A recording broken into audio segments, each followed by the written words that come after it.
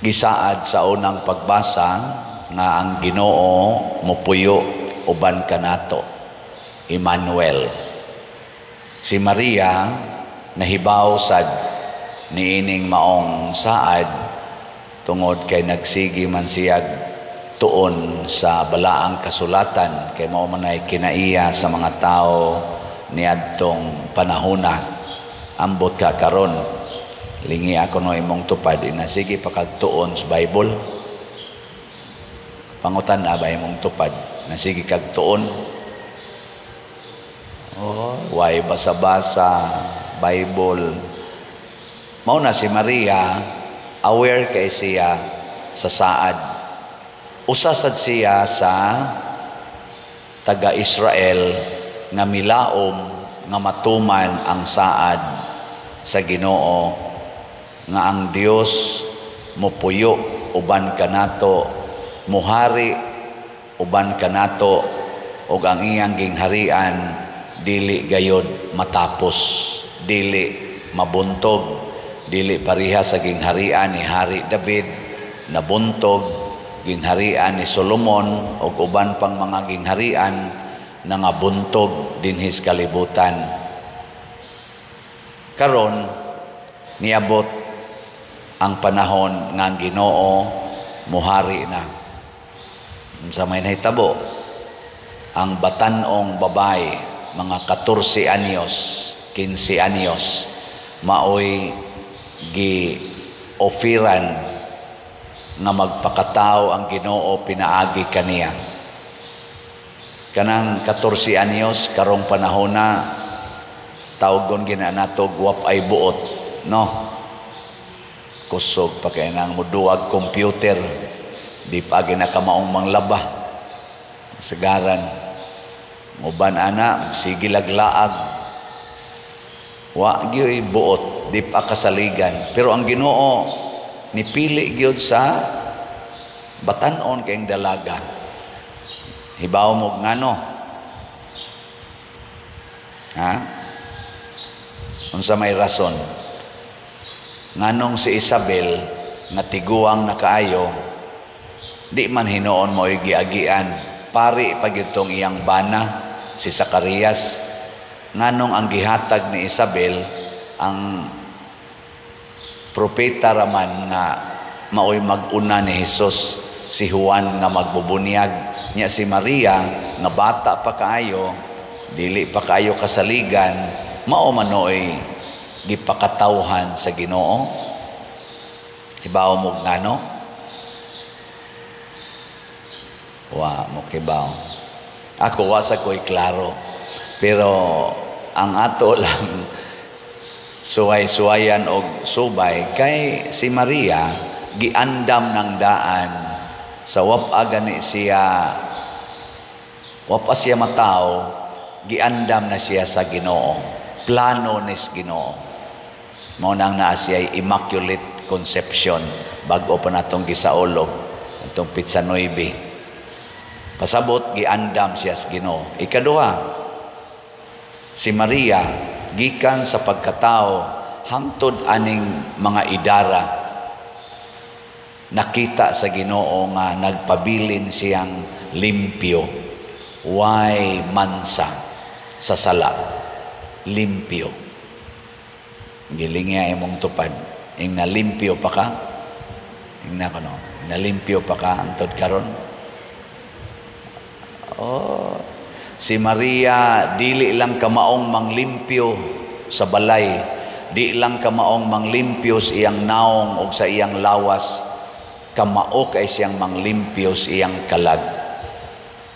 Ikatulo, ug mausad ni rason nganong si Maria limpyo kaayo, tungod kay si Maria gikan sa pagkamatngon niya buot hangtod ni ining mga idara, gani hangtod siya namatay og gipasaka ngadto sa langit, nagpabilin gid siya nga 100% sulugoon sa Ginoo.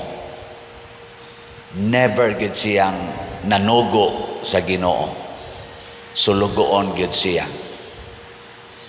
Gikuno be, lingian sa imong tupad ing nawa ka kapanugo sa Ginoo. Oh, kusog kitang manugo sa Ginoo. Sigihan na nakog balik-balik din. Sige kitag panugo sa Ginoo. Hapit gani kada simba nanugo tas Ginoo. Hapit kada nato rosaryo nanugo tas Ginoo. Hangtod mo sangko na lang tas tuo-tuo. Oh, kanatong pagsigpanugo sa Ginoo, maayo unta ko ani akong sakit, mopasar unta ko sa board exam, makakita unta kog uyab, mausab unta ning akong anak, mausab unta ning akong bana. Kana bang mga sugua ba? Usahay dad-on tas tuo-tuo. Kay moingon dayon kadto didto, to ay imahin sa birhin didto nga kusog ay mo milagro. Adto dayon ka, din kakakita nga naade ang Ginoo, naade ang mahal nga birhin sa imong tupad, naas inyong altar, naas imong kasing-kasing. Adto gyud ka didto kay para gyud matuman ang imong sugo sa Ginoo. Ana, tuo-tuo. Sa pagpakita ni Maria didto sa Mexico, sa Tepeyac Hill, ngadto sa Indio nga si Juan Diego, niadtong 1531, kusog kaayo ang tuo-tuo, paganism. Mo nang bugnaw kaayo ang pagtuos mga tao didto. Bugnaw. Tuo sila ng adlaw, tuo sila ng mga kahoy, mga buwan, mo na ilang Ginoo-Ginoo. Yan, ipakita dayon si Maria. Og iyang ingnan si Juan Diego, ingna ang obispo, pahimuag kapilya dinhi sa Tepeyac. Karon nahimo na ng dako kayong simbahan. O gikan ato dako kayong conversion sa mga kaning Mexicans o ang tibuok kalibutan. Gasugod sa usa kayano kayo nga Indio, pobre, gani galisod pa siya kumbinser sa obispo. Lisod kay kumbensero ng obispo niya usa ka tawo nga maglakaw lang og pila ka kilometro o na pa moabot sa simbahan. Pobre kayo, taga-bukid. Ako maka-imagine sa kunako sa una maglakaw migikan sa among lugar sa Kahugan padong sa simbahan sa Guadalupe aron mo alagad mi isip choir. Nganlan gyud mi taga-bukid. Taga-Buks, taga-Buks, yan ang taga-Buks, taga-bukid. Muna, nganlan may taga-bukid niya mga out of school youth. Muna ingingana mo. Pero sige lang yun may lakaw. Sige lang yun may pangadsi sa Rosario. Ang resulta, nahimog yun kong usas mga aktibong leaders diha sa Guadalupe sugod 1985 hangtod gyud nisod ko sa seminaryo pagka 1995 hangtod karon na pare ngano man kay na influensya ko sa Berhes Guadalupe gihangyo sad ko kuyog sa akong uyuan sa pag-agawan si Noy Iloy Alipar dito sa Langob sa Guadalupe. Ako mo dito itiglid sugod 1988 ako itiglid sa novena sa Birhen sa Guadalupe dito sa Langob. Mingaw pa kay nas unas itong panahon na 1988 hangtod yun nisod ko sa seminaryo. Ako gitigli dito sa novena ug dito nako napalgan ang sugo sa Birhen ako nga mo sulod sa seminaryo. Mauni ang usas mga bunga sa paningkamot sa mahal nga Birhen Maria nga dili unta ta mapunta ngadto sa mga tuo-tuo, ngadto sa mga idolatry, ngadto sa paganism.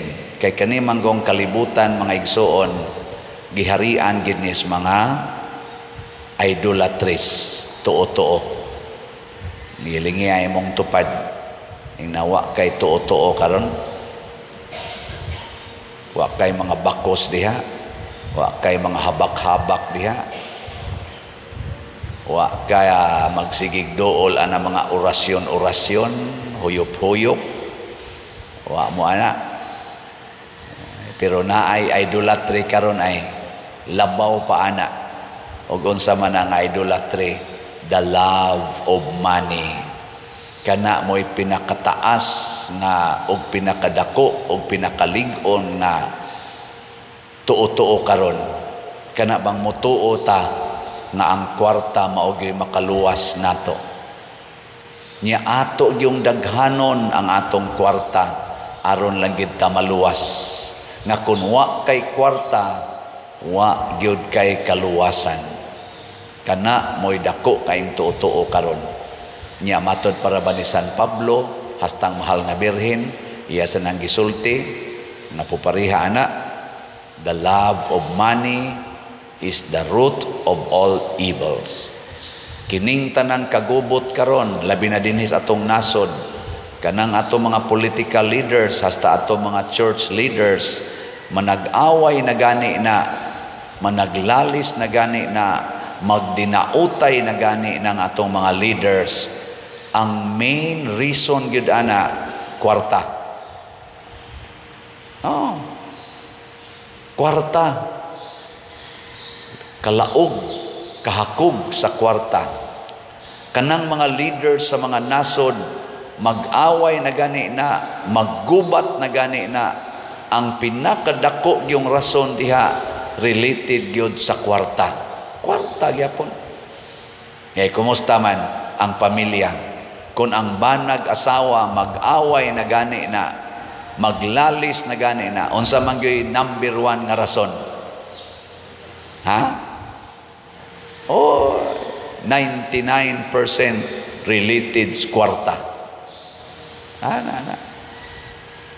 Kung musugod na gani kuyanap ang mga illegal, ang mga bisyo, labi na ning drugas, kaning sugal, kaning inom, kaning terorista, muhari na gani ni sa usa ka nasod or sa kakatilingban, unsa may hinungdan nganong kusog kaing sugal, kusog kaing syabo, kusog kayo ang mga marijuana, ang cocaine, kusog kayo ang mga pangambos, pang-terrorism, kawat, hold up, tulis. Kung kusog na kayo na, unsa may rason? Ha? Kwarta. Ug mao ni ang idolatry nga angay natong idangop sa mahal nga Birhen Maria. Unsa may gipuy-an sa mahal nga Birhen Maria? Kakabos. Unsa may gipuy-an ni Hesus? Kakabos. Unsa may gipuy-an ni San Jose? Kakabos. Unsay gipuy-an sa mga santos nga nakahatag og daghan kaing kaayuhan sa atong kalibutan, sama sa mga kaayuhang gihatag ni San Vicente Ferrer, ni San Roque, St. Vincent de Paul, St. Francis of Assisi, Mother Teresa of Calcutta, nila ni St. John Bosco, San Fernando Rey. Unsa may ilang gipuy-an sang kinabuhi? Kakabos. Mao na sugod karon ayaw na gyud higugmaa ang kwarta. Di na nato higugmaon ang kwarta. Unsa may atong higugmaon? Unsa man? Ha? Ang slot. Ang slot gyud higugmaa. Ang slot ba? Pasabot ang imong kwarta ipalit nag slot.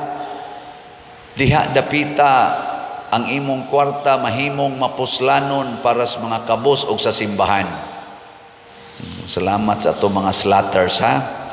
Ang atong sana SBF DAG niabot nag 45,717 ang atong halin, 14,283 pa ang atong igbabaligya, 500 pesos per slot. Ambot kanus apa ka ni mahurot nga mura magjutay kay mo palit og 500. So hangyo na sad ko ha, gikan karon Pistas Guadalupe hangtod December 25 ato yung palitan og usa ka slot ning SBF DAG. Kita nga gusto nga mosunod sa mahal nga Birhen Maria, ayaw na nahigugma ang imong 500 ihatag na dinhi sa simbahan gamito na nato sa pagbayad sa atong utang sa kumbento. Nahuman na ba atong kumbento? Karon December 16, hopefully makasakay na taana up and down. Nya maghuwat lang tag kinsay unang mataymingan sa pagkaputol. Ade ay ligon sa kamahal sa tong bayad ana. Apit na mo 3 million na tanang gasto na to anang ilibitura. 3 million kapin nya maputol lang. Grabe sad. Unya ang atong CTUMM para sa atong pagtukod og mga balay. Wow, congratulations. 237 na lang ka slots ang atong kuwang. 237 hurot na ni karong adlaw. 69,763 na ang atong halin. Nindota. Tag 100 pesos per slot. Hotdo na ni nato 237 kajutay na lang ana. Ato lang yang kwintahon kung ang nahibili natong kwarta paigo ba sa 52 pa kabalay ang atong buhatonon. Unya ang ato sa kuan kanina atong fokusan sad og katong SBF dag kaning atong bag-ong slot Santo Niño's Healing Gift para karong December o January nga mga activities ang is in HG na natay halin 226 na apay 39,774 ka slots nga tag 100 pesos per slot. Ang ato sang lugaw 72 ka slots man to 3,500. 47 na ang atong halin, 25 na lang ka slots ang available, 3,500. Atong pakpakan ang tanang namalit na tog slots. Salamat kayo. Sa ginagmay nga paagi kining inyong pagsigig pamalit og slots, ang atong pagsigig palit, apil sa kuani, mao ni ang atong pagbuntog sa dako kayong idolatry, kanang paghigugma o paghatag sa atong paglaom diha sa kwarta nga atong manluluwas. Yes, nagkinahanglan tag kwarta, pero ang paggamit unta nato sa kwarta mao gyud ang Dios non nga paagi, dili ang yawanon o tawhanon nga paagi. Unsa may Dios nong paagi, ang kwarta gamita sa pag-atiman sa labing ubos o kabos nga nanginahanglan. Mao nay paggamit sa kwarta. Unsa may yawanon o tawhanon, ang kwarta gamita para sa imong kaugalingon. Gamita ang kwarta para sa imong katagbawan. Mao na siya yawanon. Ato ng buntogon. Hinaot unta ang mahal nga Birhen Maria mao gyud maghatag nato sa guidance matud pa sa atong kaning tubag sa atong salmo sa atong tubag, ikaw ang labing dako nga dungog sa atong kaliwat. Nganong siya may labing dako nga dungog sa katawhan, si Maria, kay iyang gipakataw ang pulong sa Dios nga mao ang atong manluluwas si Hesukristo. Kita sad mahimo sa tang labing dako sa matas Ginoo basta himuon natong tao ang pulong sa Dios. Unsaon man magpakasulugoon ta sa pulong sa Dios, unya atong buntugon ang mga tuo-tuo o mga kaning idolatries dinhi sa kalibutan, labi na gining gugma nato sa kwarta.